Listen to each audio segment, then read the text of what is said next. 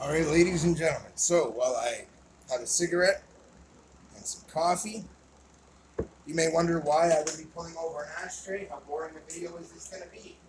Well, this tends to be the more boring type of video, guys. And the reason is, what I've got going here is I've got myself a set of arrows. Now, these are the ones where the fletchings were so bad originally, I didn't want to use them.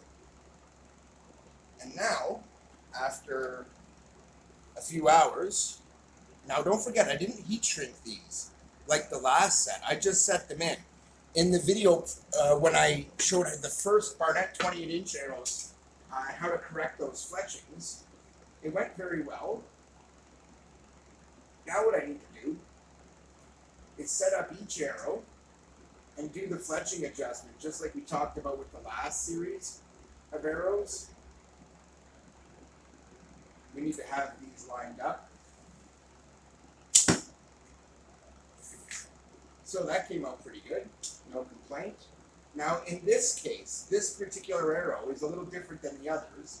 Not only did it get a little heat shrink at the beginning of the fletchings to hold them in place, but it also got a little at the end of the fletchings.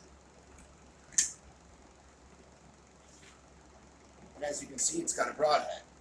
Now, I'm just going to shoot these a little bit. And what I'm trying to do right now is for each arrow, I need to dial in the fletchings so that they sit just so.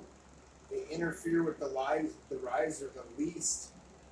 And it's kind of a fine-tuning thing, guys. Well, that's not too bad. Now, I did notice it kicked the tail off a little bit. And you notice without the tail weight, it came on dead straight. So I do have a little bit, but it's a tiny little bit, and I do not think that was the reason. I think that it was just the fletching. Now, I do notice that these fletchings aren't quite perfect yet. May not actually get perfect, guys. But what I'm going to do is I'm just going to start rotating them through and see. Oh, that wasn't too bad. But again, we hit another arrow on the way in, which is one of the reasons why I usually don't have a broadhead arrow in my target arrow set.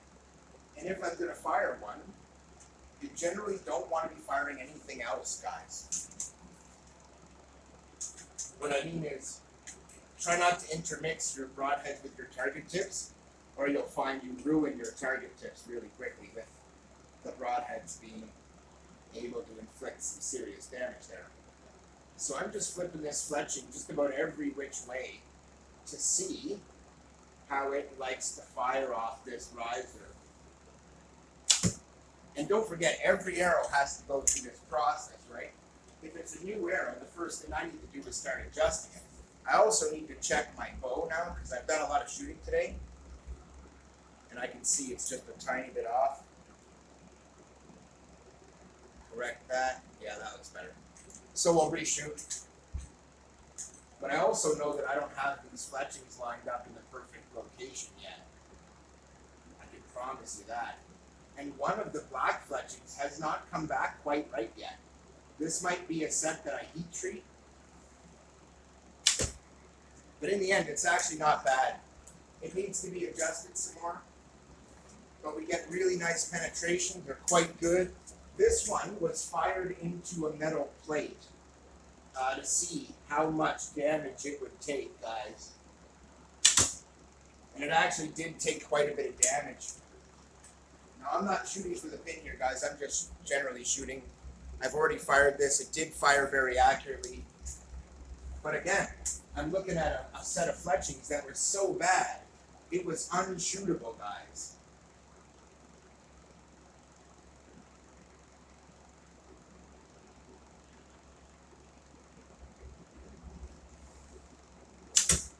Yeah, that seems to be the best way so far. So I smoked the pin, no problem, came right in on target really nicely. The weight is not a problem, adding this little bit of weight, especially since I added a broadhead tip that added to the weight balance. But even still, you can see we're weight balancing well in front of the halfway mark, like I said. An arrow should balance between 55% and 60% of the way from the tail to the tip. And if you look, halfway is here. We're here, we're right around 55%, guys. This one to me looks around right around that 55, maybe 56% mark, which is actually really nice. It shoots very well. I'm not having complaints with how it's firing. And I haven't, that was not aimed directly at the pin, you might think, but it was, and I actually heard it hit the pin and come off, so again, not a bad thing. That makes it twice in a row. Now this is a great arrow, guys. It really is. It's just an absolutely fine target arrow. There's nothing wrong with it. But it has a broadhead tip on it. And so I'm going to put it aside. And I'm actually going to put it over in with my more huntable arrows. And I do have another one in that set. In fact, basically what I'm doing at this point is retiring all of my old arrows. And the reason I am, not that they were bad, they were good, but they've been around, they've been abused, they've been hit, they've been beat, they've been used. And just like me, after a whole bunch of abuse, I just don't feel up to it anymore. And so what I'm going to do is I'm going to pull each of these arrows now. And now that I've established that one's pretty good, and I really do quite like it, it came out really well. The arrow shoots really well. Now what I need to do is start experimenting with these fletching arrangements and see if I can find the perfect way to dial these in. That looks pretty good. So, now don't forget, now these are literally the first shots you're seeing out of arrows that were so bad I couldn't shoot them.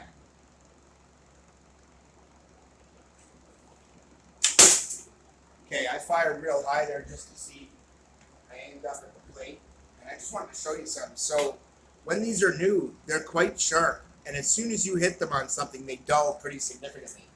Now, I've not found that threw off my accuracy, and I've not found that affected how it impacted my target in any significant way, guys. It's actually been just fine. What I will say is, I'm just kind of screwing around here, and you can see why I don't like to shoot with broadheads. These tips can be a real pain. You don't want to smack them into a broadhead. You just don't. And I'm really not finding a way these fletchings like to shoot so far. It's like you just kind of got to fine tune them and shoot them a bunch of times. And that was its third time firing. And if you noticed, it literally got more accurate every time. And that time I didn't actually adjust its fletchings at all.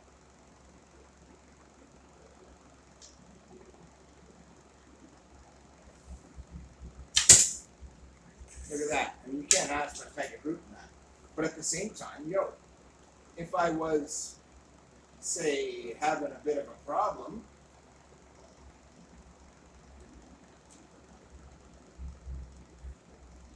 with these, that'd be one thing, but I dial in the fletchings and they start shooting really well. Now this one came out a little low, but I was kind of afraid to hit these two arrows.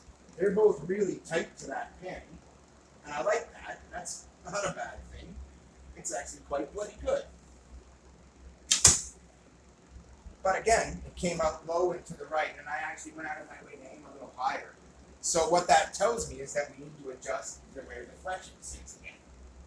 But mind you, this is a totally different arrow, guys, so they all need to be adjusted. That's just how that is.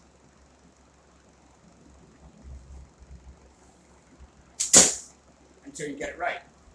And when you get it right, you start seeing the groups coming tighter. Now look, that arrow punched right through the metal plate because this section of the target has so many holes in it now. You can barely touch it anywhere without it being a problem. In the long run here, I'm still really just kind of fine-tuning, adjusting the angles. I want to see to it.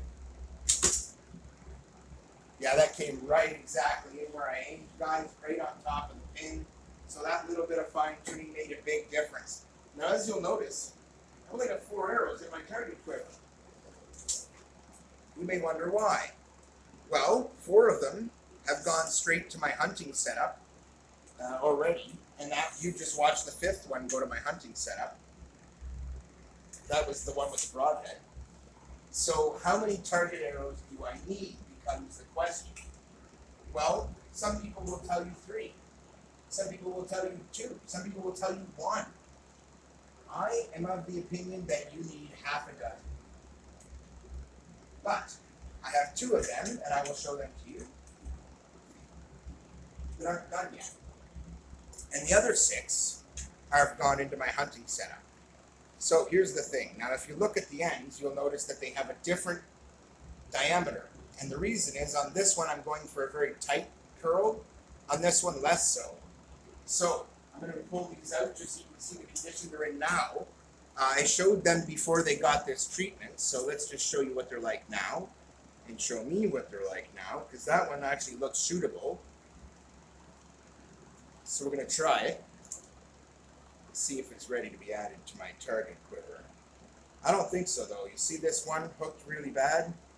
That's not actually intentional from the factory, guys. That is the kind of thing I like to do to them. And we'll go into that later. I actually have plans to make little winglets like that. And they work really, really well, but you want them to be even. And this has a really oddball setup. So what I've been doing is I'm actually putting it so it spins the opposite direction now. So it'll help take that out. So that little hook will come out of here. But that needs to sit overnight. So we're going to check this one. This was the other one that was really, really like, these were by far the 2 worst ones. And this one looks like it's come up pretty good, actually. And you can see this one had similar a hook, just the way it sat in the bow. But I might just try firing both of these just to see what they're like. But I don't think so. I think that because I really want that one set up correctly, I don't want to wreck them. I also haven't put anything here yet to protect these fletchings, and I really want to wait until these come to perfect because I know they're good arrows and they'll shoot well. So I'm going to set that up again, and then I'm going to shoot myself a group and see how it works, guys, because in the end I'm actually pretty excited about this.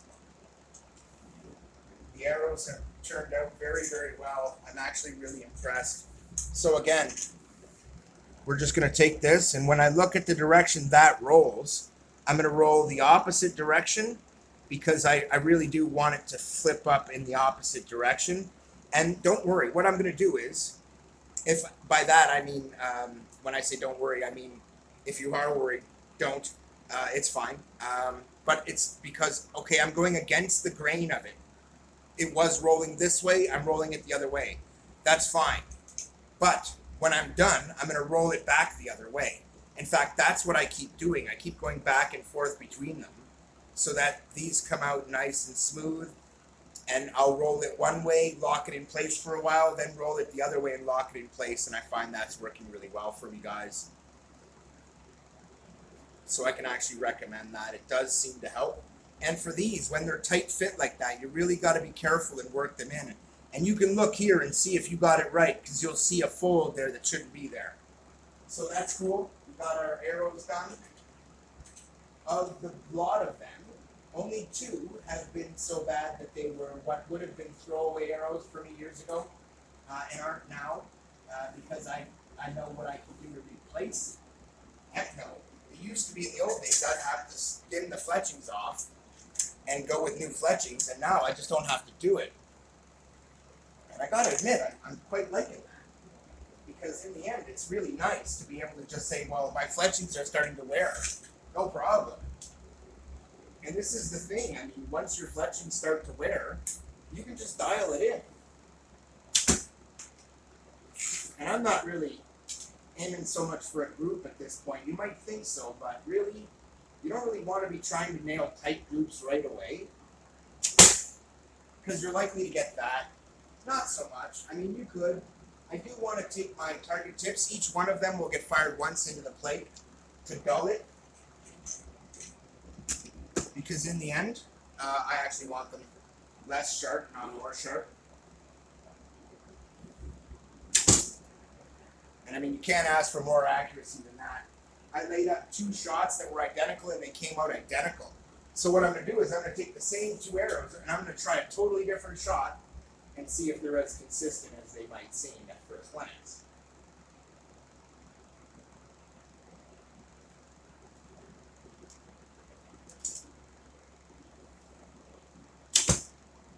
Look at that. Right on. I love these arrows. They come out good, guys. I got no complaints. I mean, they really do come out great. And don't forget, these were the worst ones. And I mean, I'm still able to aim very precisely and fire very precisely, but they're not done yet. They're going to get better, guys. These are just at the point where they're just worth shooting as far as I'm concerned. Look at that. Hit the pin, bust it in through one side, out through the other side, smoke the metal plate in the back.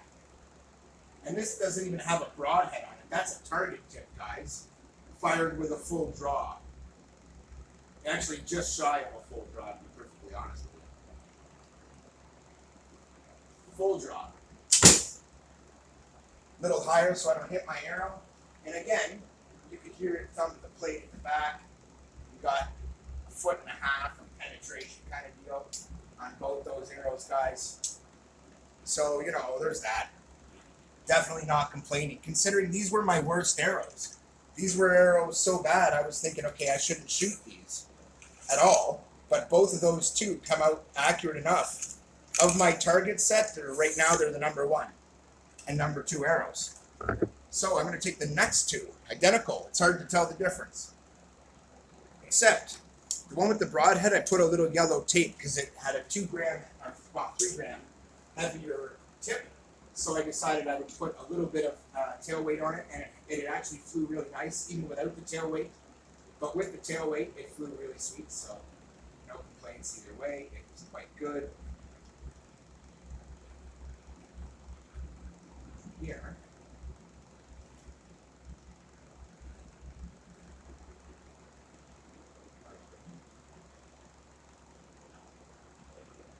Alright. Oh, that was nice. Came in right where my, oh no, a little high. See, this is why I like to check. It was close. It was very close. And I'm still working on dialing in the fletchings. Don't forget, this is the first shots for these arrows. So they need to have their fletchings broken in and dialed in. And it's like I said, it's like you just sit here and watch and you'll see right away. You start shooting and they just start getting more and more accurate the more shots you put on them at first. And look at that. Came out dead center, ripped right in. These are great arrows, guys. They work awesome. And in the end, you know, I mean, my bow is set up, but I haven't checked it again today since I started shooting. But look at this.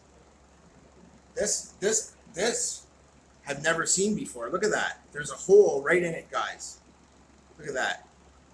And that is likely from this pin, even though it's not sharp.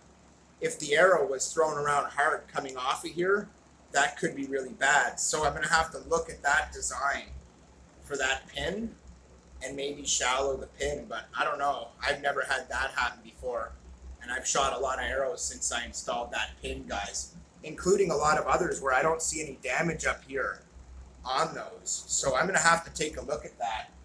But that was very interesting, guys. And just for the record, let's just see how that affects the flight, because that's really brutal. What's really strange, guys, is that as I fire it, that fletching is on the outside. And as it rotates, it's actually rotating off this way, guys, which means it hitting here doesn't even make sense. I think what may have happened is I may have hit it with another arrow. That being said, this is why I don't use the broadheads. You're going to do damage to your arrows with good target tips, let alone with good broadheads. Keith out.